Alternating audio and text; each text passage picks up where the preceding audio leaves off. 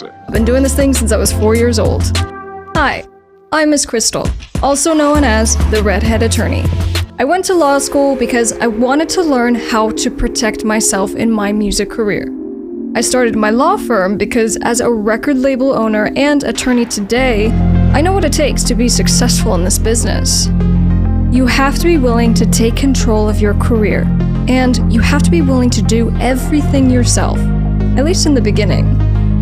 The two main rules I teach in my book for independent artists, as well as my record label online course, are: number one, you always have to be your own biggest cheerleader, and be willing to take a chance on yourself. And number two, you have to learn to stay legally protected every step of the way during your career. When you take control of your career, you take control of your future.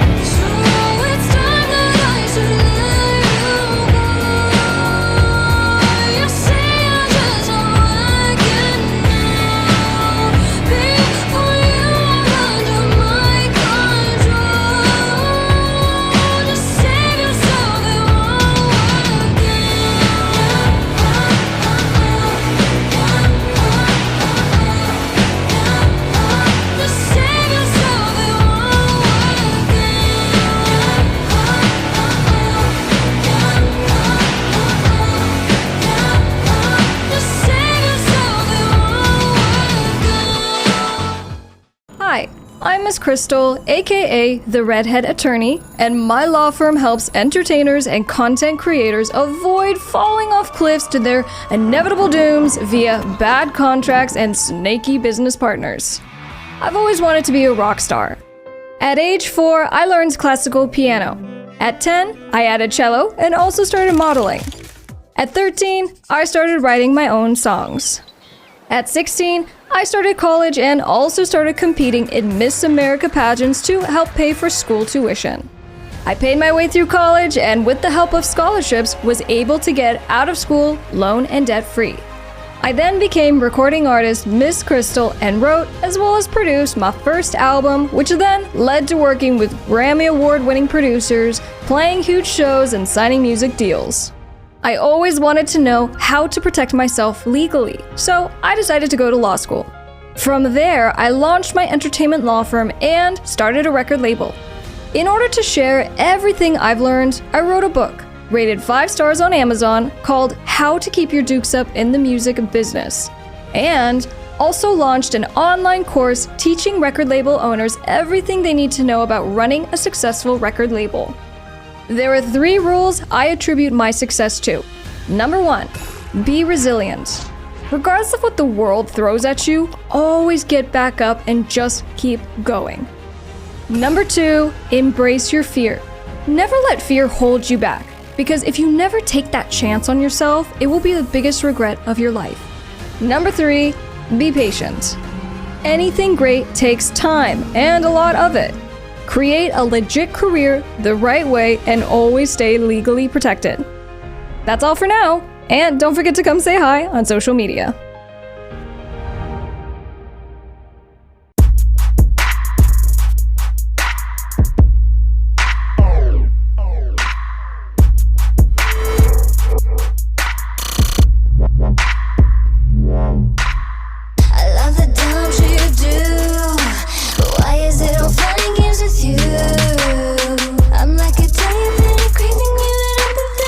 Sugar daddy, baby, who?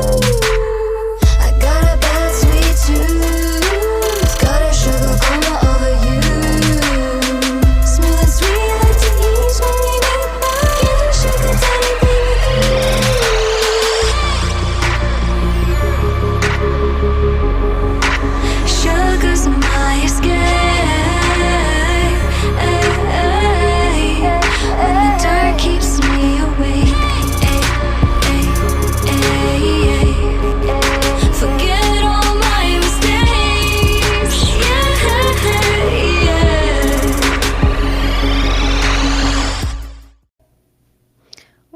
Welcome back to another episode of the Miss Crystal podcast. Today we're going to be having a tea party.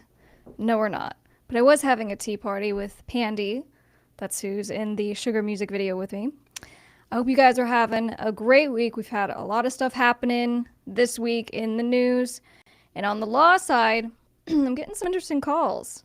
And from a couple of different clients who have been dealing with some of this team stuff. Problems with the team. When your team goes rogue, starts stealing stuff from you.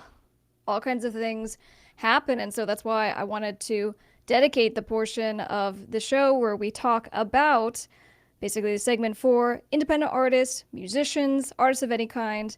We're going to be focused on building your team. But before we get into that, I was thinking about kind of our guilty pleasures, right? Not just because of the music video we were just watching, but what's a guilty pleasure for you, right? For a lot of us, it might be something we eat. It might be something we drink. Setting outside of that, it might be social media. And I think I have like a guilty pleasure cat TikTok videos thing happening. I don't get on social media very often, but when I do, I kind of find myself getting stuck on like cat videos. I really love cats. But for me, that's definitely one. Hey, how you guys doing? We are live on YouTube, LinkedIn, Facebook. Feel free to drop any questions or comments during the live stream. That's one of the best parts of doing this, so we can make this interactive. I get to check in with you guys, see how you're doing. So with our segment for independent artists today, we're going to be focusing on building your team. And some of the questions that had come up, I ended up referencing for one of my artists in my book, How to Keep Your Dukes Up in the Music Business. Hello, Chaotic Records. I have a section, and it's for building your team. Now, this is for, artists, musicians, it's the A to Z guide, but in here, I go through basically starting with the most important people on your team. And, I always say the two most important people are always going to be, number one, your personal manager, and number two, your attorney. Now, it's arguable who's more important than the other. I will, of course, say the attorney is probably the most important person because the attorney is going to be the person who either stops you from making a bad decision or encourages you to make the right one. And basically, we help our clients not fall off of edges and get stuck into contracts for 5, 10, 15 years. Yes, cats. Cats is where it's at, basically. So let's start initially talking just about when it comes to personal managers. And when it comes to having a personal manager, I think a lot of artists think that this is going to be the key that unlocks everything else for them. Okay, so what I mean by that is they think that the manager is going to have all of the contacts, the manager is going to know everything that needs to be done in the artist's career, and the manager is going to be the person that can get the artist to the next level. And that's not always the case. Now look, I'm not going to get down on anyone who has, let's say, a personal manager and it's mom, right? Or it's a different family member or a close friend, because quite frankly, that is where most of us start. Most of us start with someone that we know, someone that we trust, because this is who we are putting our careers, into their hands. And so when it comes to the personal manager, who do you pick? Well, it's usually going to be who wants to help promote your career. And so sometimes when it is someone more informally, like a friend or family member, that's a good place to start, because it's at least going to be someone who has your best interests at heart. But as you grow and as you start to scale and as you start to get a little buzz and hype, you're going to have people approaching you saying, I want to be your manager. This is kind of what I do. And then it becomes what I call a courtship process. And, what I get concerned about when people contact my law office and they're like, Crystal, this person just sent me a contract for a 3-year or 5-year management deal. And my first question is, okay, do you know this person? Do you know this company? And whenever I hear the answer no, and that there was just kind of this email that was a cold call kind of thing, that's really concerning. All right, so red flag number 1, you want to work with someone who really is going to fight for you to help you with your music career. But even if you find someone who you're kind of, excited about, maybe they've represented some artists that you like, you still don't want to just dive in. You don't want to just sign contracts, because you need to take some time to get to know that person. Because even in the best case scenario, stuff still happens a year, 2 years, 3 years into the relationship, because we're just talking about two people trying to figure it out together. So, at a minimum, make sure you have a contract, right? Always be clear about the scope of the relationship. But beyond that, take time to get to know the person who's going to be taking probably the biggest cut of your revenue. So the next thing that comes up is, how much is the manager getting paid? And I'll tell you guys, the people who approach you, who say, hey, I'll manage you, but you're going to pay me $1,000 a month. I've seen those. Another really big red flag. You don't want people who you're having to pay, especially for a management position, because industry standard is it's a percentage share. Okay, so bottom line, make sure you find someone who's a good fit. Make sure you have a contract. And, industry standard for the percentage is 15 to 20%. It really shouldn't be anything other than that. All right, so that was number 1. When it comes to the manager, very important. And look, good managers can be the ones that move your career along. Hopefully they are people who have contacts and have represented other artists and can help you with that strategic vision of where your career is going, what you need to do next. I mean, that's all great stuff. But if you don't happen to have a manager at this point, that's okay too. I know a lot of artists, and even with myself, managing yourself at different points in your career is going to become necessary, right? And that's okay, because it allows you to put on the hat, so to speak, and you're in the driver's seat. And so, I think just take on the responsibility if you don't have a manager at that point, and then when someone does come into play, hopefully they'll be a good fit. All right, so the next person we talk about is the attorney.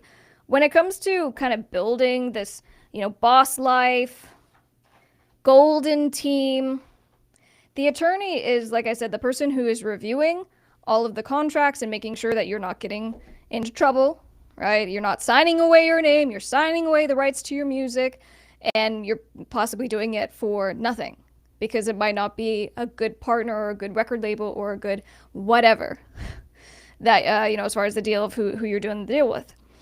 So when it comes to the right attorney, make sure, number 1, that they're in your area of what you're doing, right? So specifically that they do entertainment, that they do music, and that they're kind of on the ground floor, because, sometimes you'll get attorneys who are like, yeah, I do entertainment law, but, it's a very, very small part of their practice. And so really it's kind of like an incidental thing that they do, but they don't really have that experience. So you got to get the right person, because this is definitely one of those long-term relationships. And I've had so many clients who call my office to tell me they're concerned. They have this really bad gut feeling about their current attorney, but they don't know what to do, and they don't feel like they can leave. They don't feel like they can just fire the attorney, go hire someone new. And the bottom line is that you absolutely can. Attorneys work for you. But there's this kind of power play, I guess, where clients can get a little nervous that they don't want to burn a bridge or hurt feelings and things like that. And, I get that. But at the end of the day, you are paying this person to help you. And if you don't feel like you're getting the help that you need to take action, whether that means having better communication, being like, hey, this is what I need to kind of have a better relationship, or you just let that person go. All right, so other than that, your attorney is typically talking with the manager. If everyone's doing their job, then things are flowing. You're getting, let's say, accounting from your manager, you're getting updates from the attorney on deals that are going, and you're getting input. And, sometimes the attorney just talks specifically with the manager, and that's your call. If you don't want to be involved with that portion and you just want to go through the manager, that's okay, but that means you lose that direct oversight. Everything that you're hearing is, secondhand from the manager. And, I've had clients just tell me, they feel like their managers maybe didn't represent them very well, or misstated some stuff that was going on in the legal contracts. So my recommendation is to always have direct input, direct communication with every single person at the top tier of your team, which is your attorney, which is your manager. So then we go on, and the next kind of tier are usually your agents and your marketing people, right? So this might be a social media manager, this might be a content creator, someone who helps you to create stuff that you're going to post on your Instagram, on your TikTok. And these people are just incredibly essential, right? So the agents are the ones who are going out to procure opportunities. And for musicians, that's usually live shows. And so, I find that artists go through agents pretty quickly, but when you find someone who is a good fit, obviously stick with them, do right by them, have good communication, show up to the shows, follow through, because, there's also a lot of snaky agents who will not pay you your money, right? Because the agent is the one that receives payments on your behalf after a show. So we've seen all kinds of problems where we're now chasing down agents for, it might even be that much money. It might just be $1,000 or $2,000. But it's expensive to go after people when they're breaching contracts or withholding payments from you. But then when it comes with, your social media team, a big question that I get is, well, how do I find those people, right? How do I get help with my social media? And I always use the example of, well, let's say that we have someone in the room right now with you, and they're going to do all your social media. What are you going to tell them as far as what type of content to make? And if you ever get, or you give kind of a blank stare, you have no idea, that's not good either. Even if you have someone to help, you still need to be the director, right? You still need to be able to give input on what needs to be posted. And, it kind of starts with you doing some of the stuff yourself, right? So I definitely encourage, beyond anything else, the artist needs to start trying stuff, right? Start trying some of this, TikToker and Instagram and Reels. And, we're going to be getting into the news segment here coming up. But that Orca, if you want to come in for a sec, I want to talk to you about social media. Hello.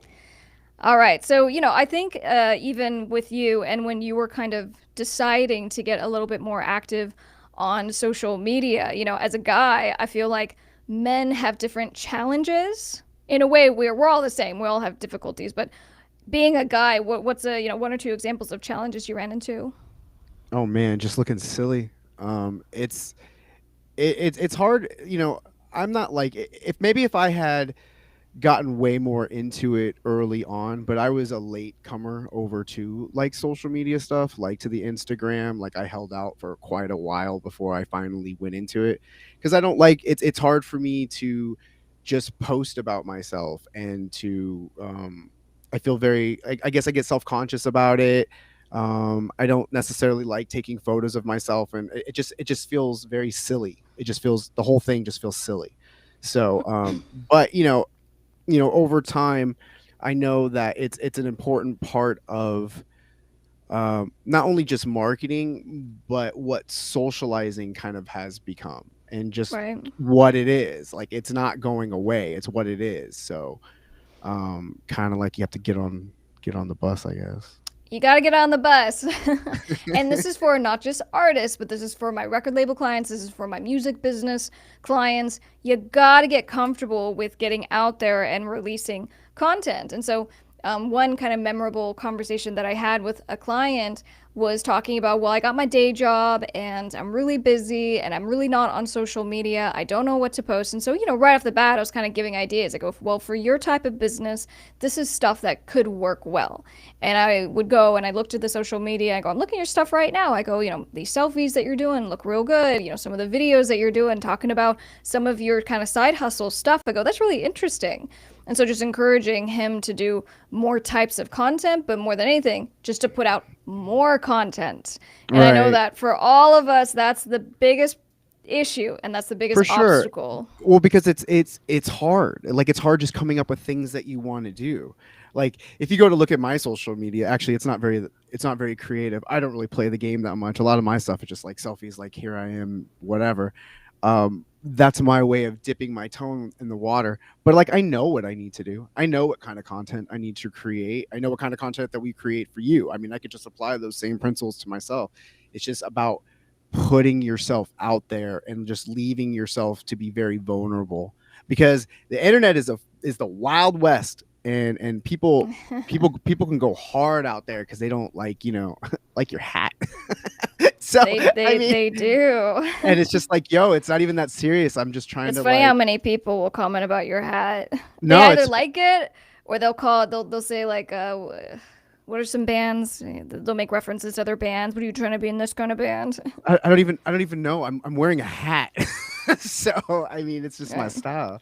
Uh, but either way, like it's just about like putting yourself out there and just being really comfortable with yourself. But I mean, if you're getting into the music industry at all, you have to really be comfortable with criticism, because you're going to be swimming in it. You're like, everybody has something to say, and you're going to be dealing with haters and having your stuff picked apart and your songs reviewed, and people are going to like That's them, they right. won't like them, Everyone has an opinion.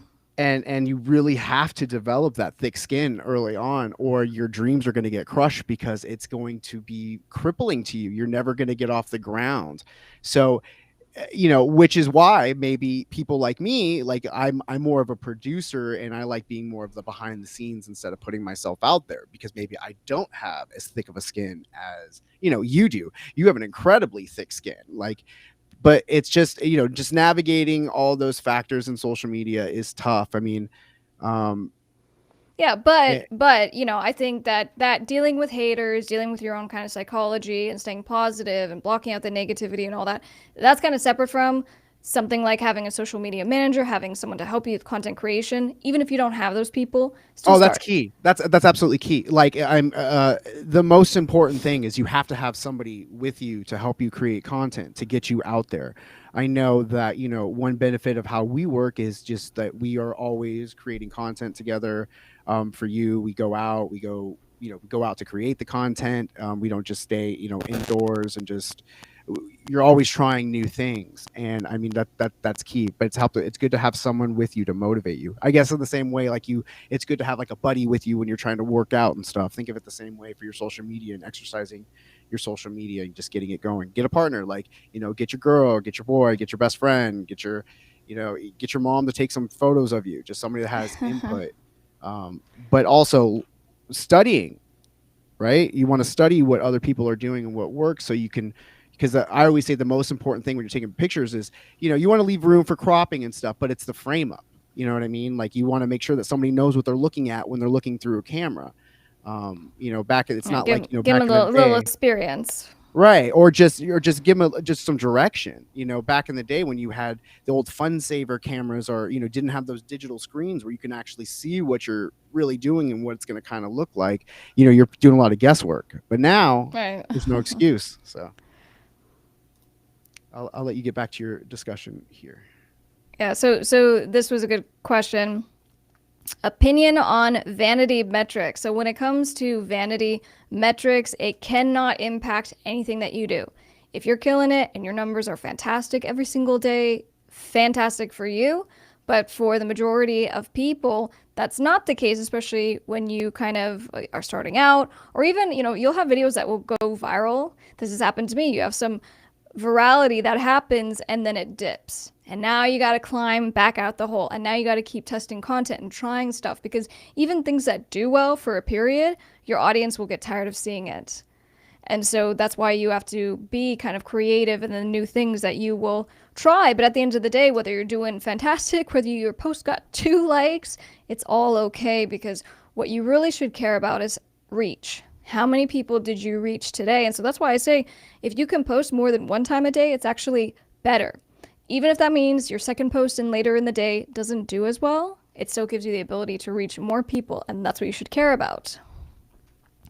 All right, so back to what we were really talking about is, when it comes to the team, there's all these people that comprise your enterprise. We talked about the attorney, we talked about the manager, agents, your social media team, and then you're going to have usually contractors. You're going to have people who additionally join, because this might be your video team, this might be stage hands, this might be anyone who kind of steps in a more temporary capacity, who can help you with your music career, and you might be just paying them, or maybe they're just helping out because they're a friend or a family.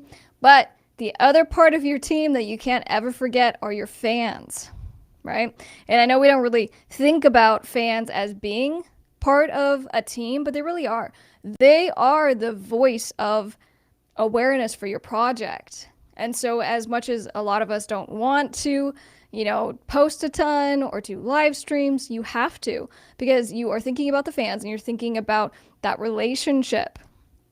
And trust me, when things get difficult in life and we go down and we're struggling with this and that, we're just trying to kind of survive. And so it can be tough to motivate yourself to do those things. But, the strongest marketing tool that you have is your fan base, and they're the ones that are going to share your content with their friends and their family, and they're going to help you grow substantially. And so don't ever forget your fans. Yeah, and make sure to share this to your timeline and groups. All right, so with that being said, I say we turn it. Let's get into some discussion about newsworthy things that were happening this week. That Orko, come on back in. What are we starting with? Well, hello again. Hello, Hello hello. again. Hello, hello, hello. Yeah, let's talk about it. So I have just a couple of things today. Let's go ahead and do this guy. Chris Brown and Drake are being sued for over the song "No Guidance." This is coming from TMZ that I'm seeing this report, but I'm sure if in your timelines you've seen it.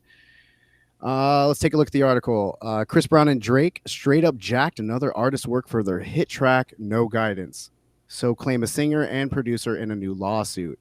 Brandon Cooper, who goes by the name Mr. Cooper, and Timothy Valentine, aka Drum and Skills, are suing Chris Brown and Drake, claiming No Guidance ripped off their work on a track called "I Love Your Dress."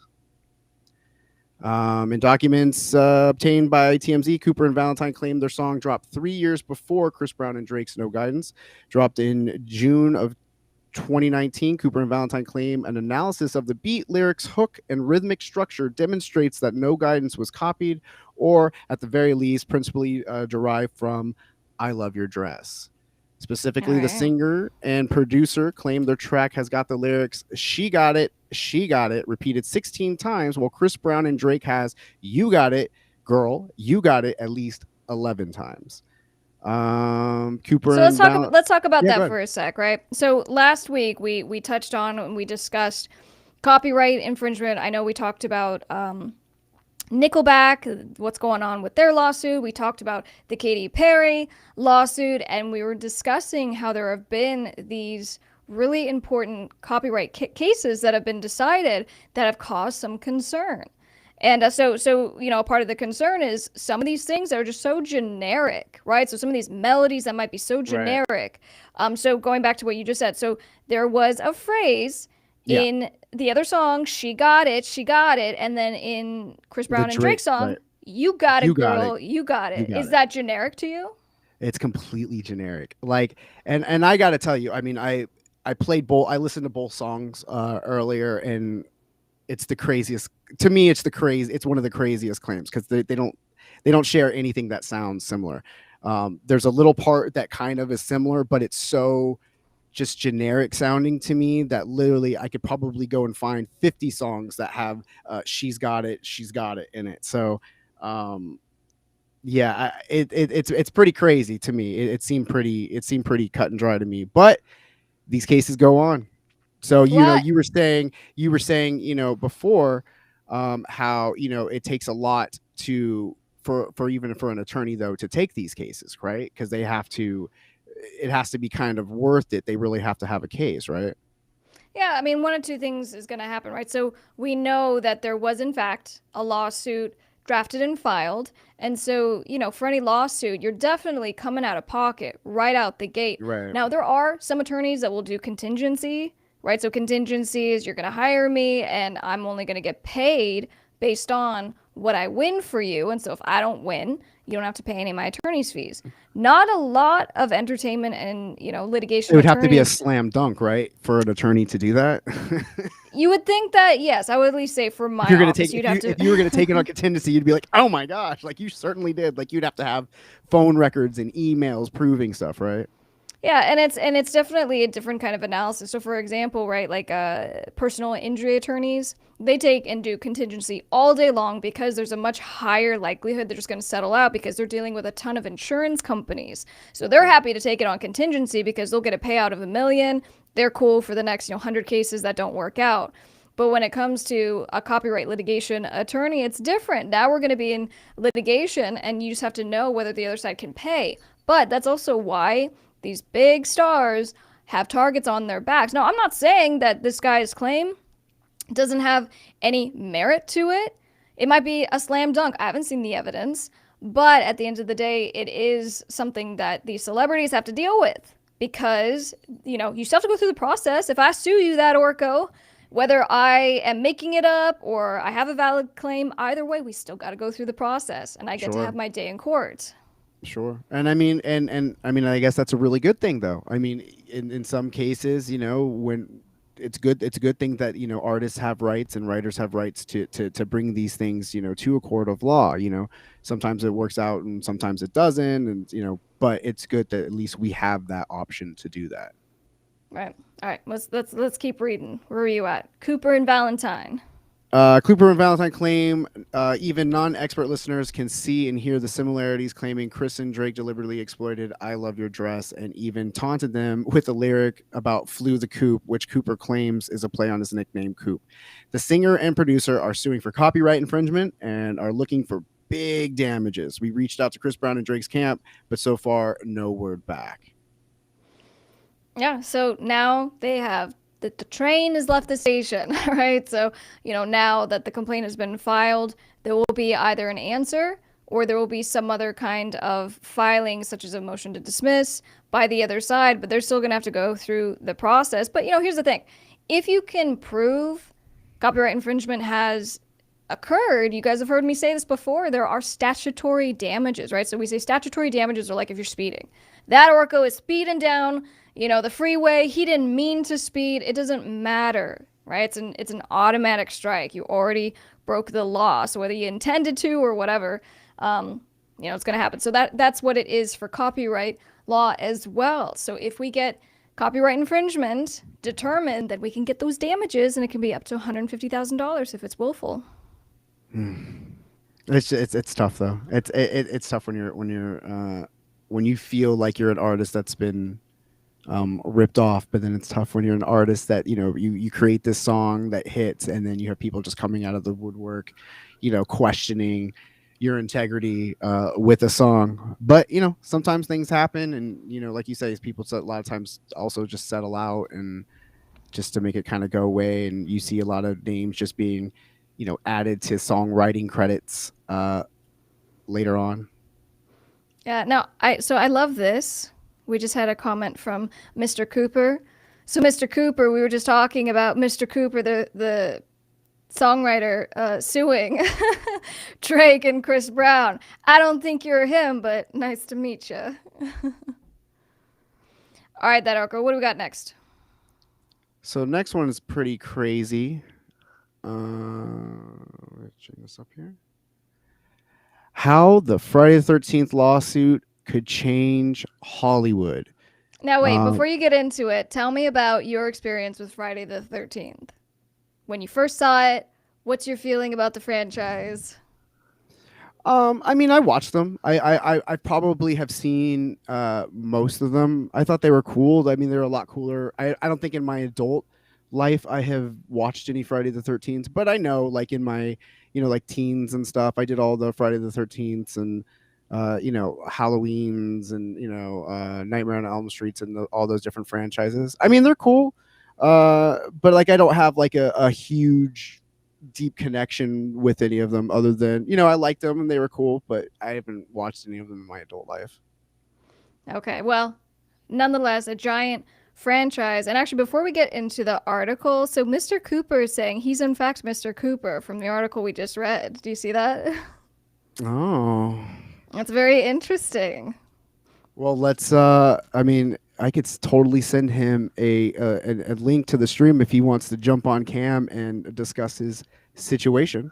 Yeah, Mr. Cooper, if you want, not that you have to by any means, would be happy to have you on We would just send you a link and we can talk about it because it would be interesting to hear the basis of the claim, what happened, and basically, have you heard anything yet? So if you want to, feel free to send a message and we can shoot you over a link, but we'll keep going on with the show. So jumping into the article.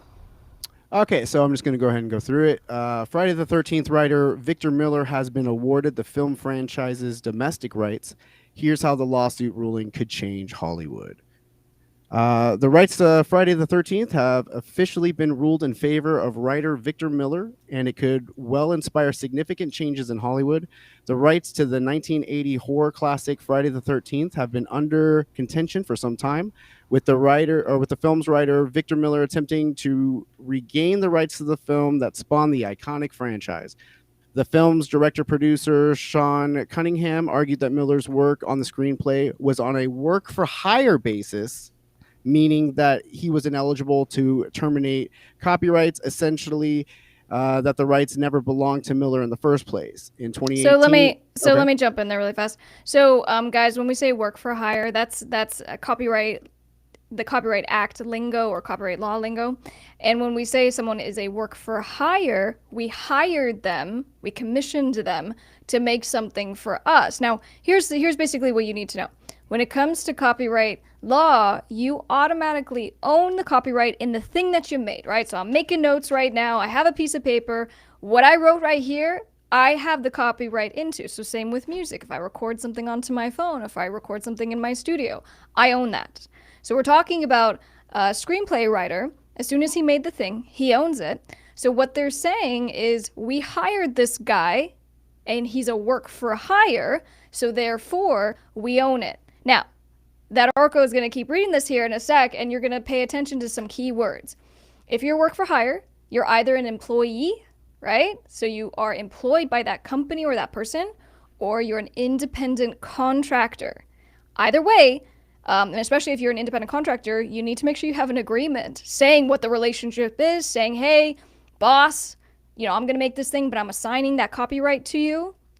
So what is being argued is that this guy is an employee, and we'll get more into that. All right, so in 2018, I'll continue reading. In 2018, it was ruled that the screenplay wasn't a work made for hire and that Miller's claim was valid.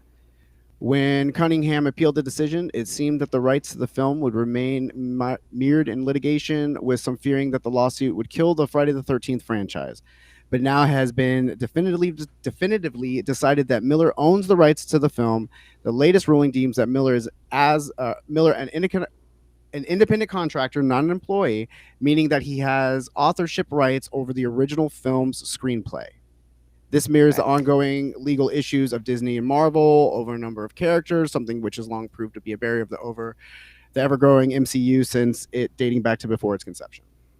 Yeah. So, if you're an employee, and let's say, you work for me, we have an employment contract, and so I say you're my employee. So anything that you make within the scope of your employment that I'm paying you to do, I own it. Okay? But if you're an independent contractor, unless you guys have something in writing saying otherwise, that person made the thing all by themselves, they still own that copyright. So that's what Miller is arguing. He says, no, I'm just an independent contractor, so I still own my works. And then it gets really interesting, but I want to make sure we get through this entire article. Was that the end of it? No, there's quite a bit as it's going to talk about the impacts and stuff that this could have. Okay, so I'll just kind of I guess summarize this. So what happened is Miller sent a termination notice in 2016, right? So we just heard the ruling of the court in 2018 was that they were for Miller. And they said, yeah, you were a contractor, you didn't, assign your copyright. But what happened is that Miller had sent this termination notice in 2016 because under Section 203 of the Copyright Act, you can, for any work that's created after 1978, you can provide notice of termination if there's no agreement saying, hey, basically what I gave you was a limited license. So as long as at least 25 years has lapsed, you can send it and say, it's mine. So that's why he's all coming in guns a-blazing now 4 decades later and saying, I own the franchise because you used my screenplay. You then made, all these movies and they're derivative works of my stuff, so I own it. And the court agreed. Yeah. Yeah. Very, very And interesting. very interesting stuff. And then it went on appeal, and on appeal, it was affirmed in his favor. And again, because they're saying he actually did sign a contract, and I think the contract was called an employment agreement. Agreement. So if I took a look at the complaint, and the way it works is that there's an analysis the court has to take. And so, for example, that Oracle says I'm an employee or I'm not an employee. The court's going to say, okay, well, let's talk about what you're actually doing, right? So even you as a show producer, or as a commentator on this show, we look at, are you doing stuff at the direction of your employer? Is your employer overseeing every single little thing? And so it goes through like this list, and that's what they did for Miller. And so basically they're like, well, you wrote a screenplay for these guys, doesn't look like you were an employee, so therefore you're a contractor, so therefore you have the right to terminate the license, because all you did was gave a license. You go, yeah, I got Right. paid. I Right. got paid. I gave you the Right. script. You used it. Cool. Right. Now, 4 decades later, I'm taking that right back. So, I kind of mentioned to this to you before the show, but I go, Disney is sweating bullets right now. Right. And we'll probably cover this in an Well, upcoming show, but everybody's going to be sweating bullets from this now, because it's going to impact how movies are made in the future, and how what properties are going to continue, which are going to be shelved, because they're going to have to renegotiate. All like every screenwriter has like been paying attention to this stuff, and everybody that's been writing, all these writers and stuff, and they're like, oh wow, like here we go, like finally, like I'm sure you maybe heard it about like 6:30 this morning, a collective scream of yes from all of these writers that they're on the phone with their lawyers as soon as they wake up, because they're ready to you know get in business. yeah, I mean, that's a pretty powerful thing, that you would have the ability to claw back rights and things like characters, overall rights and franchises. And I think the wrinkle with Disney, and we'll talk about this later more, but I think the wrinkle is that the cartoon that's in question was created before 1978, right? So I said that earlier.